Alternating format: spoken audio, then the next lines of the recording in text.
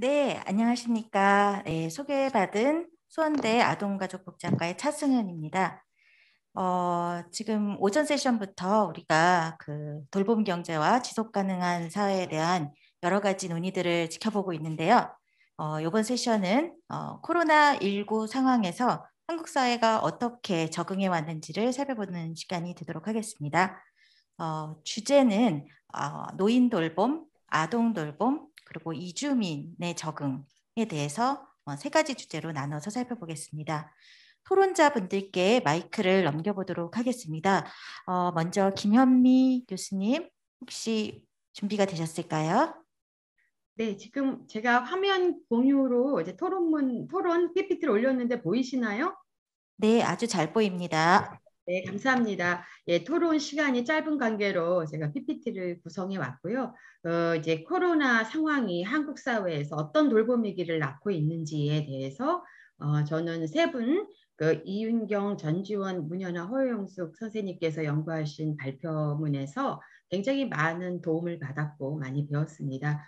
저도 이제 코로나와 그 다양한 사회적 불평등에 대한 관심을 갖고 있는 사람으로서 우리가 한국의 코로나 이 체제죠, 일종의 위기관리 체제, 한국의 코로나 위기관리 체제가 어떻게 작동하고 있는지를 먼저 상황 설명을 잠깐 해야지 논의가 풀려질 것 같아요. 실질적으로 코로나가 처음으로 인간이 숙주가 되어진 대형 전염병이죠. 인수공통 감염병이고 이게 전지구적 차원에서 일어났다는 이유로 우리가 할 수 있는 수단이 국경 통제, 사회적 거리두기, 봉쇄, 자가격리였습니다. 그러면서 가장 코로나를 잘 해결하고 매니지를 잘한 나라는 의료보건 인프라 역량이 있는 나라와 그렇지 않은 나라, 그다음에 이미 전염병을 겪어본 아시아의 나라들이 상당히 기존의 방역 체제를 활용해서 잘했고 전염병을 별로 경험해보지 못했던 유럽과 미국이 고전을 했죠. 하지만 가장 중요한 것은 많은 선생님들이 지적하듯이 우리가 코로나를 통해서 무엇을 성찰했는가, 그 다음에 회복과 재생의 포스트 코로나 사회적 기획의 가장 핵심 이슈는 무엇인가 라는 것을 알아내는 영역에 있어서는 지금 한국에서 벌어지고 있는 코로나 해법이 매우 부족하다고 생각합니다. 이 칸의 아랫부분에 보면 지금 한국 정부는 국가와 엘리트 중심주의에 기반한 이 해법이 계속 주요 그 코로나 해법으로 그 미디어를 장악하고 있죠.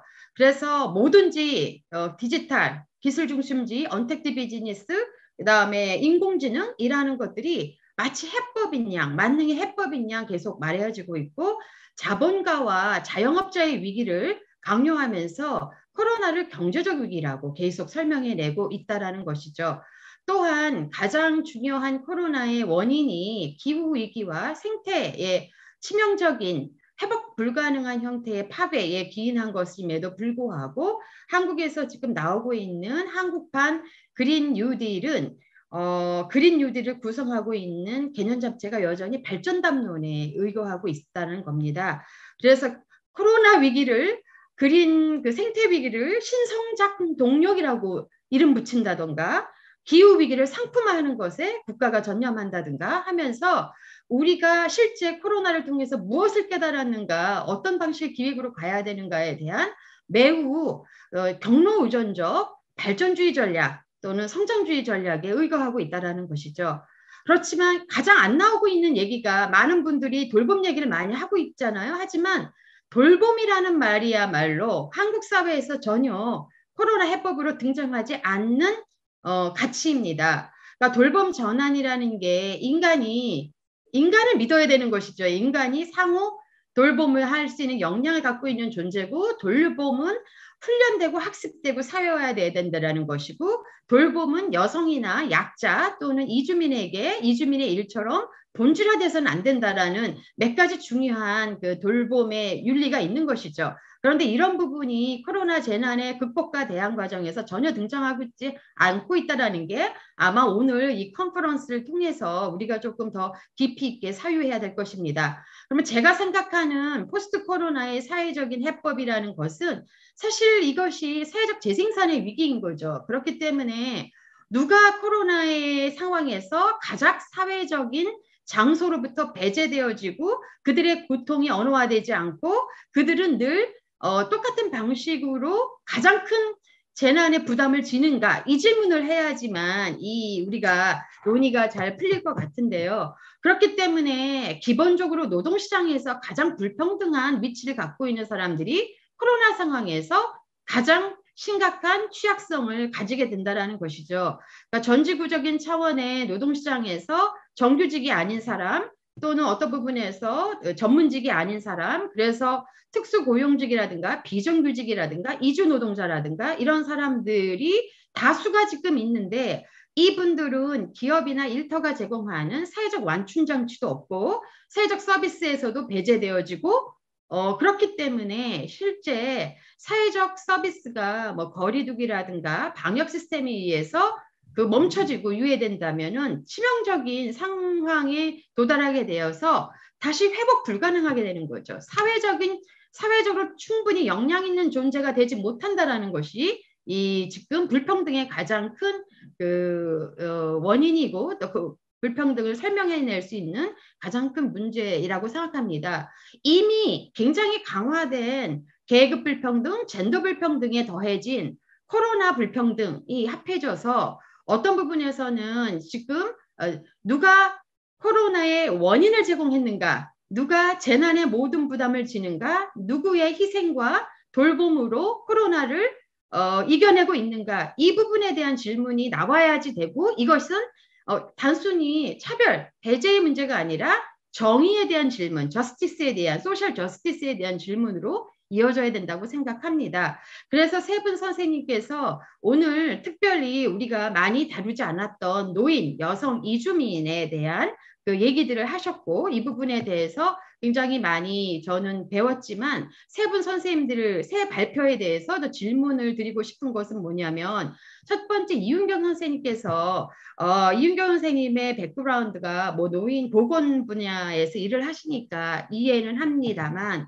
특별히 노인 분야가 우리나라에서 가장 제도화가 많이 된 분야이고 복지시설이라든가 요양병원이라든가 주간보호시설을 통해서 많은 거기에 있는 노인들이 격리나 분리에 의해서 들을 당할 수밖에 없었고 그것을 방역 정책의 최우선으로 삼았다라는 것은 매우 의의가 있습니다. 하지만 이것은 방역 정책입니다. 돌봄의 니즈하고는 크게 상관이 없는 정책일 수 있는 게 노인이 될수록 또는 장애가 있을수록 몸이 아플수록 사회적 존재성이라는 것은 단순히 어떤 뭐 건강 이런 문제도 있지만 감정적 어떤 연결됨의 욕구 등이 좌절되었을 때 오는 굉장한 큰 트라우마틱한 상황이라고 할 수 있겠죠. 그래서 한국의 방역 정책이 너무 이 노인들이나 이분들의 고립이나 두려움, 위기감, 그다음에 가족과의 분리를 통해서 오는 끊임없는 이 치명적인 불안정성의 상황을 반영하지 못하는 그러니까 돌봄이라는 것의 역량을 충분히 반영하지 않은 해법이었다라고 생각을 하고요. 이윤경 선생님께서 발표에서도 이 부분을 지적하시긴 했습니다. 결국은 노인 돌봄의 사회화라는 개념 안에는 어떤 위기에 있을 때 격리라든가 아니면 뭐 거리두기라는 방역 체제를 뛰어넘는 형태로 어떤 가치가 여기에 포함되어 있어야 된다고 생각을 하는데 선생님께서 생각하시는 앞으로 이런 재난이 계속 일어날 때 실질적으로 노인에 대한 돌봄은 노인을 제도나 어떤 시설에 격리시켜내는 것인가? 결국은 노인들 이쁘지도 않고 어떤 부분에서 생산성도 떨어지는 어떤 특정 인구군을 무가치한 사회적 존재로 돌봄의 역량을 갖지 못한 존재로 바라보고 사회적 짐이나 부담으로 생각을 하고 이 돌봄의 사회화를 이런 형태의 돌봄의 제도화 또는 돌봄의 시장화와 직결되는 문제로 보는 한국 사회의 이 노인 돌봄에 대해서 우리가 어떤 질문을 해야 될 것인지 저는 질문 드리고 싶고요. 전지원, 이토팽, 강은혜, 은기수 선생님께서 함께 연구하신 분야 정말 아주 통계뿐만 아니라 질적 연구 방법론을 통해서 많은 얘기를 들려주셨습니다. 그런데 지금 저는 뭐 아동을 둔 노동자 여성들의 돌봄의 분담 때문에 노동시장에서 퇴출을 하고 있는데 이 상황은 IMF 때 여성들을 먼저 노동시장에서 퇴출시켰던 상황과 아주 비슷하고 유사하고 심각합니다. 한번 노동시장에서 퇴출되어지면 사실 회복이나 복구가 쉽지 않다라는 것은 우리가 잘 알고 있다는 것이죠. 그런데 마치 미디어에서 이런 것들을 또 그 국가에서 여성들이 일터를 떠나서 집으로 돌아가는 것을 여성들의 워크-라이프 밸런스라는 전략이나 자발적 선택인 것처럼 설명하는 것은 현재까지 축적된 노동시장에서의 젠더 불평등과 돌봄 재분배의 위기를 전혀 구조적인 문제로 보지 않는 것입니다. 그래서 선생님께서 일가정의 양립이 지금 허물어지고 가족 돌봄 휴가 사용들을 권유해야 된다고 하지만 가족 돌봄 휴가를 사용할 수 있는 사람은 정규직이라든가 아니면 어떤 노동권을 갖고 있는 사람들인 것이죠. 제가 아까 얘기했던 사회적 정의 문제에 있어서는 실질적으로 이 노동 유연화 상황에서 제도나 또는 기업이 제공해주는 어떤 사회적 서비스에서 받지 못하고 거기서 배제되어지는 이런 식의 특수한 인구군 여성들 그다음에 이 노인들이라든가 노인은 아니고요 이주민들에 대한 얘기인데요. 그런 부분에서 이게 계속해서 워크라이프 밸런스라는 말이라든가 마치 밸런스가 만들어질 것 같처럼 여성의 어떤 전략이나 실천을 하면 이렇게 사유하는 관점, 그다음에 이성의 중심의 가족주의 관점에서 두 명의 생계 협력자가 존재한다라는 모델 이런 것들에서 나오는 해법은 현재 젠더 정의의 문제를 풀 수 없다고 생각합니다. 또한 선생님께서 저기 우리나라 바깥의 우루과이의 원격 수업 정책을 매우 돌봄의 니즈를 경감시키는 해법이라고 생각하는데 왜 계속 코로나에 여성들의 그 번아웃 현상과 여성들의 위기를 계속 디지털, AI, 인공지능 이런 방식의 원격 수업이라든가 아동에 대한 어떤 서비스 차원의 문제로 계속 환원시키고 있는 것인죠. 사실 그 여성의 문제를 여성의 경험을 깊이 있게 사유하고 거기서 성평등적인 관점의 정책이 나오려면 어떤 그 구체성이 담보돼야 되는지 선생님의 생각하시는 얘기를 좀 전해주시기 바랍니다. 마지막으로 문효연아 하호영수 선생님의 발표는 워낙 디테일하고 문제의식을 잘 반영해 주셔서 저도 이주 문제를 연구하는 사람으로서 매우 큰 도움을 받았습니다.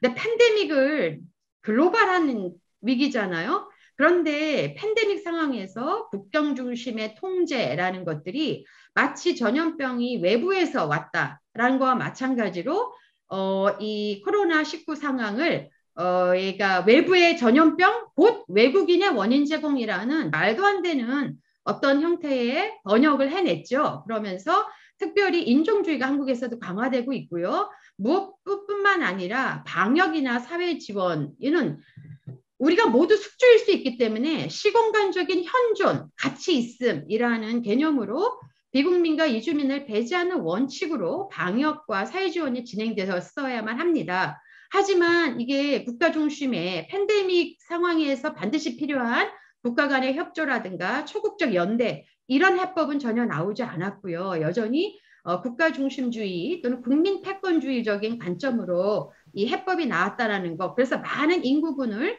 실질적으로 더욱더 취약한 상황에 내몰았다라는 것이 지금 이주민의 그 큰 문제이겠죠. 제가 잘 몰라서 그러는데 WHO나 ILO 등 초국적 기구들은 특별히 그 국가 방역 체제 안에서 배제되기 쉬운 어떤 이주민들이나 외국인들에 대한 어떤 적극적인 권고를 했는지 궁금합니다.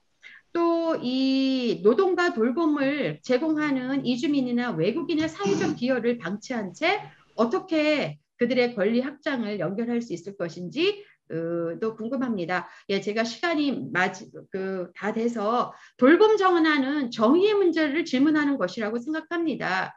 저는 생태계의 파괴라든가 여성에 대한 착취, 사회적 약자에 대한 착취와 배제는 어떤 부분에서 이들을 무한대로 돌봄과 자원 공급이 가능한 착취의 대상이라고 보고 끊임없이 이들의 그 감정과 노동력을 또는 자원을 착취해내는 한국의 발전주의 전략에 큰 문제가 있다고 생각합니다. 이런 식의 이 생태계 착취의 고질적인 사회적 불감증에서 우리가 어떻게 벗어날 수 있을까를 사유해야 될까요? 경제와 시장 중심, 기술 중심 모델은 사실 어차피 경쟁력과 경제력 없는 존재들은 공동력에서 배제하는 것을 당연시하고 중산층 중심 또는 고학력자 중심, 국민 중심의 자기네들끼리의 공평이나 공정이란 이름으로 계속 게임의 룰을 만들어가고 있는 것이 실질적으로 저스티스 개념에 어긋난다고 생각합니다. 결국 우리가 돌봄 전환이라는 것들을 사회할 때 돌봄 전환이라는 게 사회적 역량이죠. 복지와 번영하는 삶에 필요한 모든 것을 보살피는 사회적 활동이고 돌봄을 중심에 놓는다라는 것은 우리의 상호 의존성을 인지하고 포용하는 것을 의미한다라는 돌봄 선언의 얘기를 공유하고 싶습니다. 결국은 누구라도 젠더 또는 국민 여부와 상관없이 누구라도 돌봄을 제공하고 돌봄을 받을 수 있는 돌봄 인격자를 구성해내는 사회가 정말 돌봄의 역량을 가진 사회가 아닐까 하고 생각합니다. 네, 이상으로 제 토론 마치겠습니다. 네, 고맙습니다. 김현미 교수님. 예, 도나미 선생님 많이 기다리셨습니다. 예, 바로 토론 시작해 주시죠.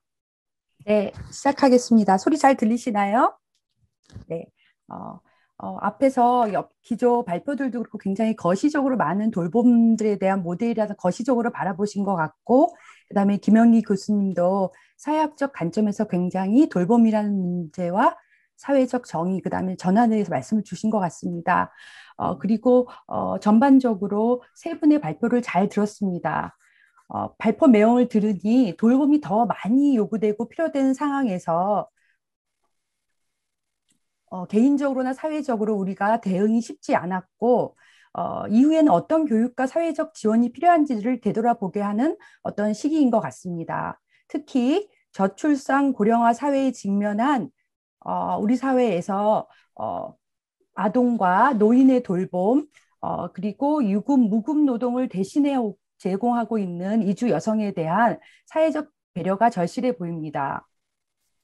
이주민 노인 아동의 돌봄들이 현재 우리 사회의 어떤 가족 형태의 변화라든가 가족 돌봄 노동 시간의 축소, 그다음에 가족 지원이 예전과 다르게 소가족으로 되면 핵가족이 되면서 축소되는 것들이 과거와는 다른 돌봄의 형태와 역할을 나타내고 있습니다. 그러므로 과거에는 가족 내에서 제공되던 많은 돌봄들이 사회 내에서 제공되어야 하고, 그다음에 사회적 서비스로 전환되는 현 시점에 대한 어떤 사회적 인프라라든가 제도, 정책의 현실적인 지원이 구축될 수 있도록 오늘의 어떤 이 컨퍼런스와 논의가 이루어져야 될 거라고 생각이 듭니다.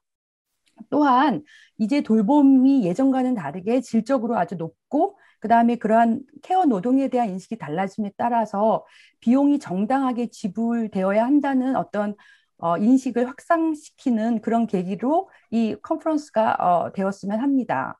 그래서 이러한 전제로 앞으로의 우리가 돌봄 노동들이 어떻게 사회 서비스화되고, 그다음에 질적으로 하기 위해서 어떤 비용이라던가 그걸 투자로 생각할 것인가를 생각하면서, 저는 이제 전공이 심리학이라던가 아동 발달에 그 초점이 맞춰져 있어서 아동 돌봄과 관련된 걸 중심으로 얘기를 풀어보고자 합니다.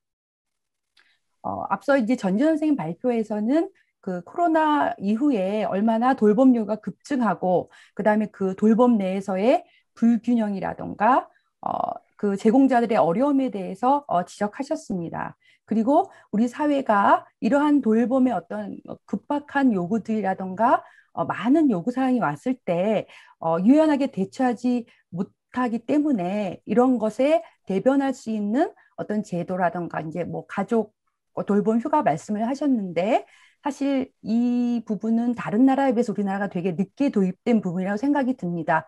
아마도 코로나 때문에 작년에 이제 더 긴급하게 도입이 됐지만 일부 IT 기업에서는 많이 만연화되었고, 서구나 가까운 일본에서도 오히려 상용화되었지만 우리나라에서는 많이 사용되고 않았던 제도라 그거에 대한 필요성을 지적한 점에 대해서는 굉장히 저도 공감하는 바입니다.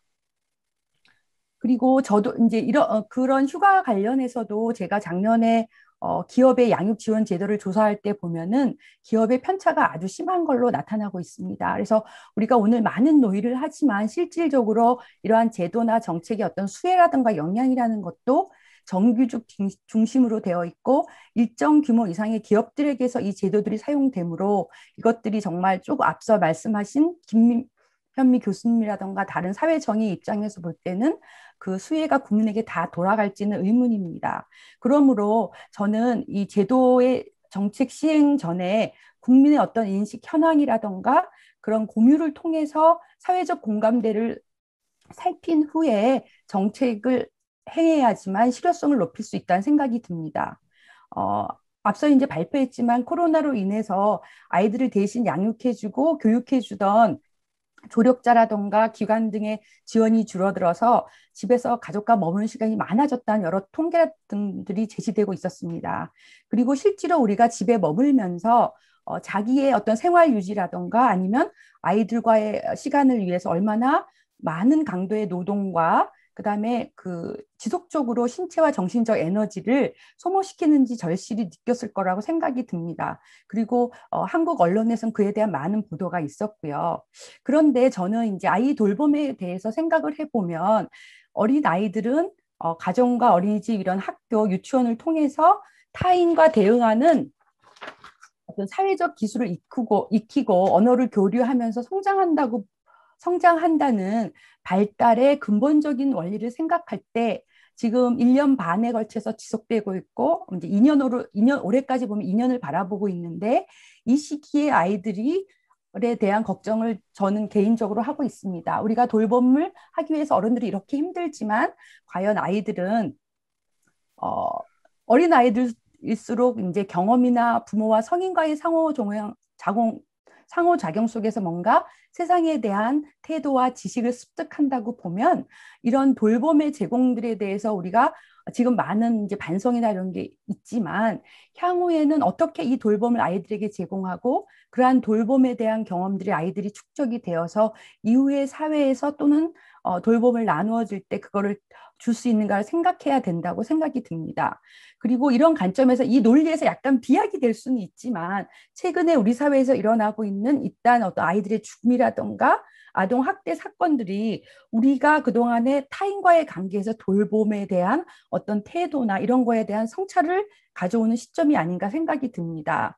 그래서 성인들이 임신과 출산, 양육에 따라서 어떤 돌봄에 대한 것들을 경험하지만 실질적으로 우리가 성취지향 사회에서 타인을 어떻게 공감하고 배려하고 돌봄에 대한 어떤 인식들을 구체적으로 교육받지 못하고 가정 내에서도 그런 것들을 공유를 세대 어떤 특정한 가정이나 그런 거에선 세대 이전이 잘 되고 있지만 우리가 발달 심리학적으로 볼 때 양육조차도 이제 세대 이전이 된다고 보거든요.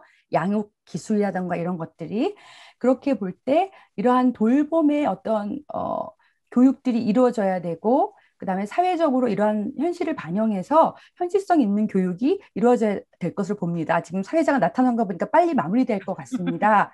그래서 제가 사실 노인과 이주민에 대해서 언급하려고 했는데 그걸 건너뛰고 그래서 돌봄이 생존과 이후에 우리의 인류의 지속에도 중요하다고 볼 때 이전에는 우리가 많이 지적되지 성별화되고 가족과 개인의 어떤 사적 차원에서 머문 것들을 제도나 정책 틀을 통해서 굉장히 공적인 토대로서 그리고 이것이 비용이 많이 소요되는 그런 것이 아니라 투자의 개념으로 보아서 앞서 기조 발표에서 얘기한 낸시 폴브레가 얘기했듯이 모든 사람이 접근 가능하고 그다음에 여유 있게 감당할 수 있고 받아들일 수 있는 수준의 돌봄이 우리 사회에서도 하루빨리 이루어지도록 노력해야 되고 오늘 이 컨퍼런스가 그렇게 기여하기를 바랍니다. 이상입니다. 네, 고맙습니다. 오늘 여러 가지 말씀들이 많이 나왔는데요. 다 이루지 못해서 너무 짧은 시간이 주어져서 안타까울 뿐입니다. 나중에 또 이런 기회가 있기를 바라면서 오늘 세션 4는 마무리하도록 하겠습니다. 고맙습니다. Thank you, Professor Cha, for moderating this session, and thank you all of our speakers and discussants. The experts from our earlier morning sessions have emphasized the developing of right policies for our social transformation towards a caring economy and a caring society. And it seems that our afternoon session experts have brought to our attention that it is important for us to first face the hard truths and to have a clear grasp of the realities.